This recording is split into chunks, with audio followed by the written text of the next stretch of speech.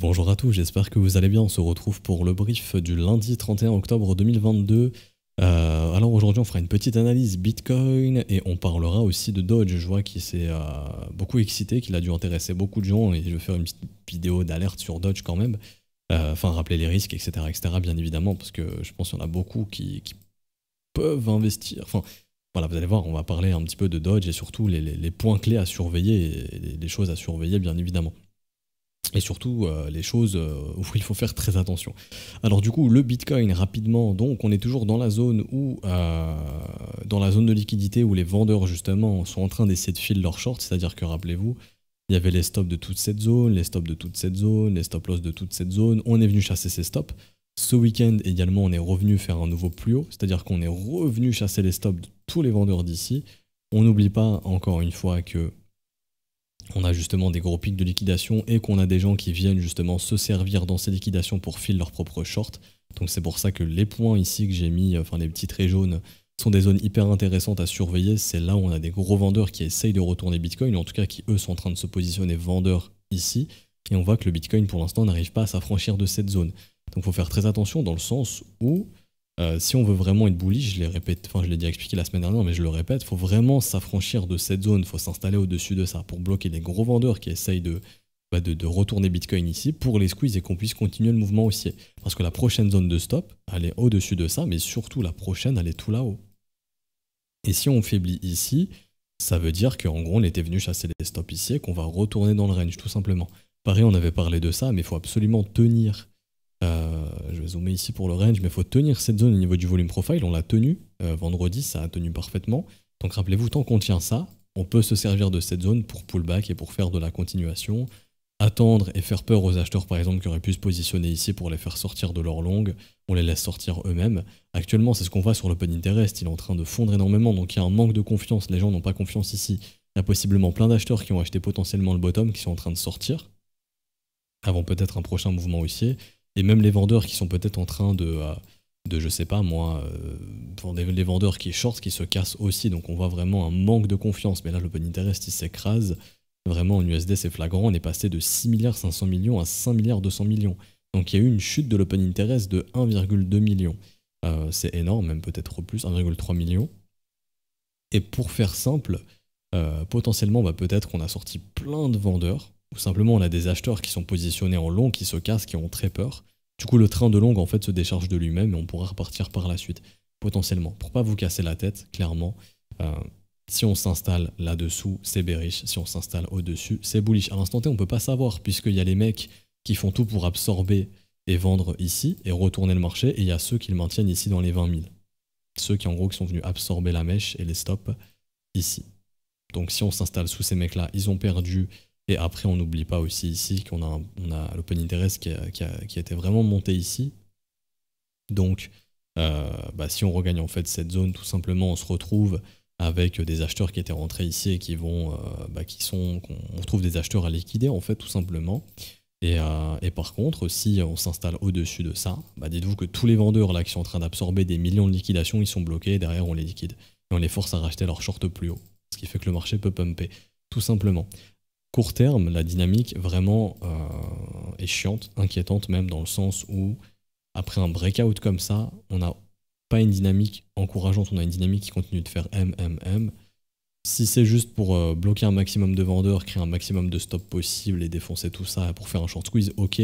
Mais à ce moment-là, il va falloir bloquer tous ces M dans une giga structure comme ça pour partir sur de la continuation. Donc pour faire simple, range maintenant entre ici et ici, on attend la résolution des deux bornes pour le prochain mouvement haussier. Ok, pas grand chose d'autre à dire sincèrement sur Bitcoin, faudra attendre la résolution. Pareil, on a un breakout daily, du coup on va surveiller des retournements H4 ou daily, c'est-à-dire que là par exemple, en H4 on a petite structure type M après la chasse au stop, c'est dangereux, ok. Ça veut pas dire forcément qu'on va dumper, parce que tant qu'on se réinstalle pas sous les 20 000, il n'y a pas de problème, ça reste du range entre 20 000 et 21 000. Mais maintenant, par contre, en daily, si vous commencez à voir ça, c'est-à-dire en gros, ici un retest, puis on échoue et on retourne comme ça c'est vraiment pas ce qu'on veut voir, parce qu'après des W daily, on n'est pas censé, après un breakout, voir du M. Par exemple, c'est ce qui avait été fait ici. Là, on avait des petits W qui se formaient, mais bam, direct derrière du M, et on repart dans l'autre sens. Et puis ici aussi, je vous en ai déjà parlé, mais des W dans des W, on vient capturer la liquidité, le marché faiblit, bam, on retourne au sud. Vous voyez, c'est surtout pas ça qu'on doit voir. Nous, ce qu'on doit voir, c'est après un breakout, une acceptation du prix et une structure bullish. Enfin, en gros, on confirme que c'est bull. Par exemple, où est-ce que je vais avoir ça, moi? Alors, voilà, par exemple, ici, où vous avez ici les W, bam, le breakout. Là, vous avez un marché qui continue de monter. Tac, tac, tac. Vous voyez ici, quand je vous mets en close line, on voit bien des W. Ça, c'est bullish. On n'est pas venu faire ça, on n'est pas venu se reverse. Bah, faut voir ça, en fait, tout simplement. Faut pas avoir ici des signes de faiblesse et faiblir comme ça juste après. J'ai fini pour BTC, franchement, j'ai pas grand chose d'autre à dire dessus, sincèrement. Quand on voit la charte comme ça, si ça faiblit, la liquidité elle se trouve où? Bah après elle se trouve ici, hein, tout simplement. Hop. Et donc ce sera la zone où le marché va essayer de venir, tout simplement. Si vraiment ici on se retourne, la zone de liquidité elle est là-bas. Donc il faudra s'attendre à un BTC qui revient ici. Si on accepte ici la zone de liquidité, la prochaine elle est là-haut. Et la grosse zone de liquidité elle est tout en haut. C'est-à-dire qu'elle est ici. Ok. Voilà, pas grand chose d'autre à dire sur BTC. Ethereum qui pousse un petit peu plus, mais je vous ferai un point plutôt dans la semaine sur Ethereum. Et du coup, on va switcher sur Dodge. Par contre, je sais pas. Ouais, bah, je vais en parler ici, nickel. Alors, Dodge USDT. Bon, ça a été poussé aussi par du coup Elon Musk, hein, qui en cas de rachat de Twitter fera de Dodge justement le main asset, possiblement, de ce que j'ai compris. Donc bon, il y a une grosse spéculation qui a été faite ici. La charte est vraiment belle dans le sens où cette structure est très jolie, dans des W c'est bien. Maintenant le problème c'est que la structure elle s'est pas faite sans que les gens la voient. Par exemple, vous avez des assets à l'heure actuelle qui font possiblement des structures cool que personne ne regarde. Par exemple, voilà, je vous montre rapidement INJ. Lui il fait ses structures dans son coin, il est magnifique, ici vraiment WW dans tous les sens, mais il n'y a personne qui le regarde. Dodge il a fait une structure similaire, sauf que tout le monde l'a vu. Et même moi je vais en parler, du coup il y a d'autres gens qui vont le voir. Je dis pas que c'est à cause de moi, bien évidemment, ne pas m'insulter, mais tout le monde en a parlé, du coup tout le monde est au courant de spam de Dodge. Et les gens peuvent pas acheter justement les structures les plus bullish. Enfin, on peut pas laisser les gens acheter des W8 clients en fait. Les gens généralement les achètent pas, ils achètent quand c'est vertical, ils achètent pas quand le bottom se pose. Et du coup, la vigilance, c'est que oui, la structure est belle, il y en a beaucoup qui vont voir justement cette structure de W qui s'est formée ici, hein, même en mensuel, en échelle de semaine aussi, ça se verra bien. Où le prix a été maintenu pendant des semaines à 5 centimes. Donc il y a des gens qui sont venus absorber en fait ici, tous les vendeurs, il y a des gens qui sont venus accumuler ici, là ça se voit clairement. Mais ces gens-là, ils peuvent déjà revendre s'ils le veulent, ok, ou s'ils le veulent pas. C'est vrai que maintenant il y a l'intérêt. Est-ce qu'on se sert justement de la hype Elon Musk machin pour faire ce mouvement et qu'on allait le faire et que du coup les gros qui ont accumulé ont envie de distribuer, ou est-ce que c'est un exit pump? Un exit pump, pour faire simple, c'est tout simplement il y a de la smart money qui avait acheté par là, qui a envie de se barrer, et du coup qui a fait ce pump pour pouvoir liquider. Ok. Il y a plein de possibilités. Maintenant, est-ce qu'on essaye d'acheter après ce mouvement? Non, là, actuellement, acheter ici, c'est un peu débile, dans le sens où, enfin, si vous avez un stop qui le permet, il n'y a pas de problème, mais si vous, juste, vous avez découvert Dodge et que vous tombez sur cette vidéo, ou pas, mais par exemple, si Dodge vous intéressait, et il y a quelques semaines, et que là vous vous dites oh là là c'est le moment d'acheter parce que tout le monde en parle, que Elon Musk il va le mettre sur Twitter, c'est bon, c'est déjà pricé en fait si c'est le cas. Les mecs ont déjà spéculé là-dessus. Maintenant c'est la suite. C'est-à-dire que est-ce que techniquement ce marché va réussir justement à tenir et à nous faire ça, des signes de force pour continuer? Vous voyez des W comme ça qui montrent que les acheteurs confirment ce mouvement et que c'est pas simplement un exit pump et que le truc il va retourner comme ça, vous voyez. Donc ça c'est hyper important. On peut regarder la charte comme ça, on trace un petit fib depuis le mouvement haussier et on regarde où on est. On va être à 38,2 très probablement. Voilà, on est sur 38,2. Hop, je prends même le mouvement entier. On est parfaitement sur 38,2. Si 38,2 il tient et que vous commencez à voir ça, donc plutôt je pense sur du H4 par exemple, ça peut être annonciateur de continuation haussière et on va continuer de faire FOMO les gens plus haut et on va essayer de distribuer ça plus haut. Par contre, si vous commencez à voir ça et que le marché commence à breaker, c'est que ça c'était une distribution et que derrière on va retracer et il y a de grandes chances de revenir au minimum ici. C'est-à-dire dans la zone de rechargement, et ensuite on voit si le marché s'est calmé, que les gens ont lâché l'affaire et qu'on revoit ça, là vous pouvez re-rentrer tranquille, creux dans le volume profile, les structures, il y a tout ce qu'il faut pour pouvoir rentrer pour un prochain mouvement. Ça me rappelle un peu ETC à l'époque, pour ceux qui s'en souviennent, pour les plus anciens, qui a fait quelque chose d'assez similaire ici, hop ça on s'en fout, mais en gros à l'époque, pour ceux qui s'en souviennent, Il y avait eu ce big mouvement haussier, donc tout le monde parlait d'ETC, tout le monde avait FOMO dedans. Derrière, bam, on est venu nettoyer tout ce bordel. Bon, ça, après, c'était pendant le mouvement Covid. On était même venu chasser les stops. Et après, là, vous avez les structures qui se reforment. Les gens ne sont plus du tout intéressés à ETC. Il est méga plat. Et derrière, bam, la grosse parabole qui arrive. Et le truc, il fait 1 x 10, même plus. Donc Dodge, par exemple, il peut faire exactement pareil. C'est-à-dire, on nettoie tout ce bordel, tous ceux qui ont FOMO, on les nettoie, on revient ici, on redevient méga plat, et là on y va vraiment, une fois que les gens ont capitulé et qu'ils ont lâché l'affaire. Possible. Okay. Maintenant, comme je vous dis, il y a tout le monde qui a parlé de ça, il y a possiblement tout le monde qui a envie d'acheter, il faut voir un petit peu ce que ça donne. Je vais aller un petit peu sur les contrats perp pour voir un petit peu ce qui s'est passé sur les, au niveau des open interest, au niveau des funding, etc., voir si les gens sont vraiment à fond dedans. Ou est-ce qu'ils sont contrariens au pump et qu'ils sont en train de se dire non, faut le shorter ce truc. Si c'est le cas, bah, ça peut peut-être continuer justement, on va voir ça. Full chart, où est-ce qu'elle est la full chart? Ça va être ici, Binance, USDT perp, nickel. Alors, waouh, il y a un open interest énorme, bon c'est en Dodge, on va foutre ça en full chart, parce que là ça m'intéresse pas du tout. Comme ça j'ai mes indicateurs. Alors, ici je passe en USD, on a un open interest de 600 millions. Oui, l'open interest a bien monté. Bon, les fundings ont chuté, parce que c'est un mouvement qui a été initié sur le spot, très très probablement. Bon, il y a eu aussi des liquidations short, etc. On s'en fout. Mais bon, là, ce qu'on voit, par exemple, c'est que vous voyez, sur ces liquidations, le prix ici, il est en train de bloquer. Et ici, bon, ça avait bloqué un petit peu. Mais là, de ce qu'on voit, c'est qu'il y a des gens qui sont venus ici se servir dans ces liquidations et qui vont essayer de retourner Dodge ici. Pour être bullish, idéalement, il faudrait foutre la pression à ces mecs qui essayent de le reverse ici. Et si vous voyez ça, là, ok, on pourrait partir sur de la continuation. Là, on ne nous apprend pas grand-chose. Oui, l'open interest a bien monté, donc il y a et des vendeurs et des acheteurs, ça, il n'y a pas de problème. Les fundings sont légèrement positifs, rien de grave non plus, ok.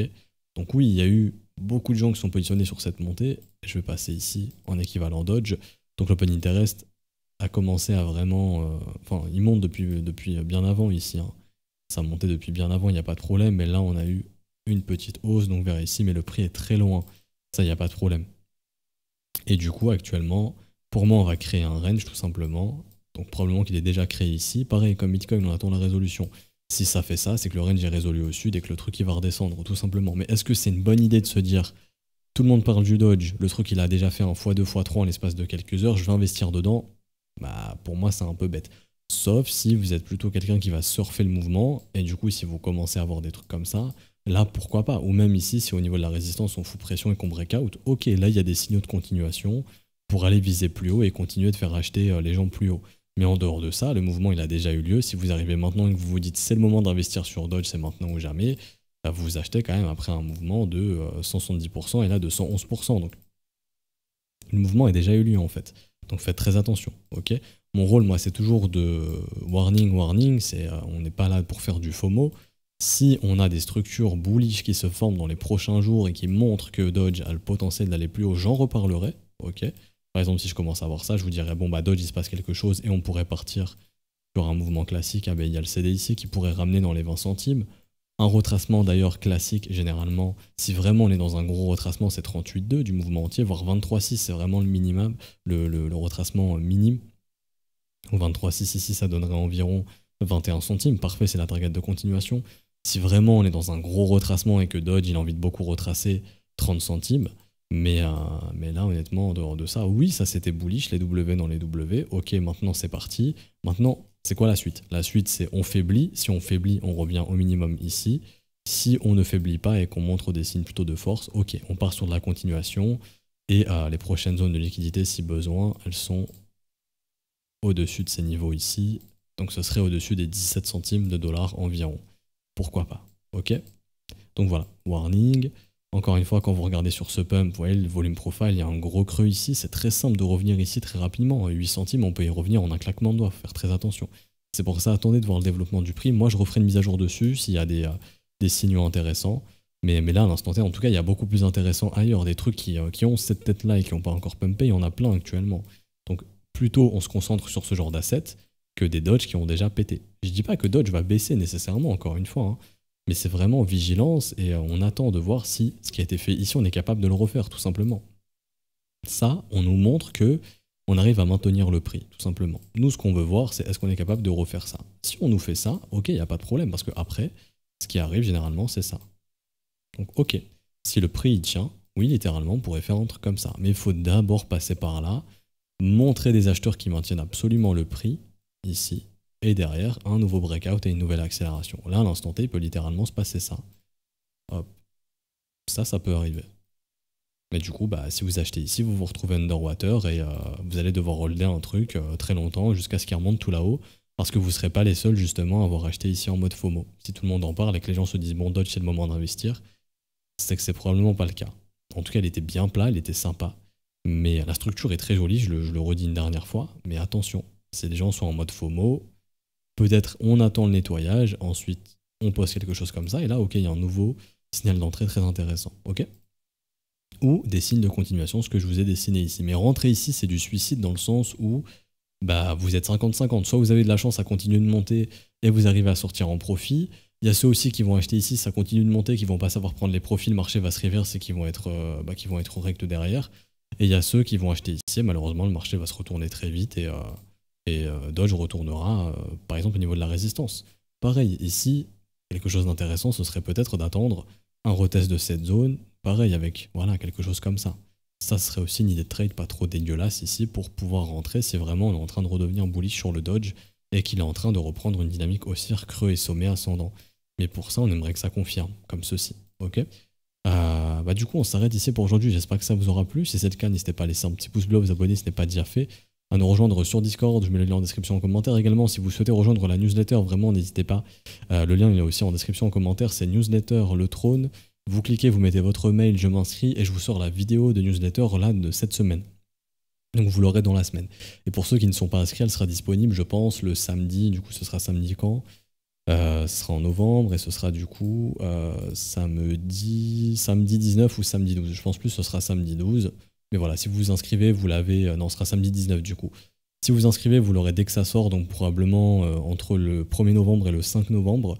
Et pour ceux qui ne se sont pas inscrits, bah, vous l'aurez sur YouTube du coup 2 semaines après, donc ce sera le samedi 19. Donc bon, bah, n'hésitez pas à vous inscrire, c'est totalement gratuit. Et pour ceux qui veulent rejoindre l'école via le Patreon, c'est pas avant demain, attendez absolument demain pour rejoindre.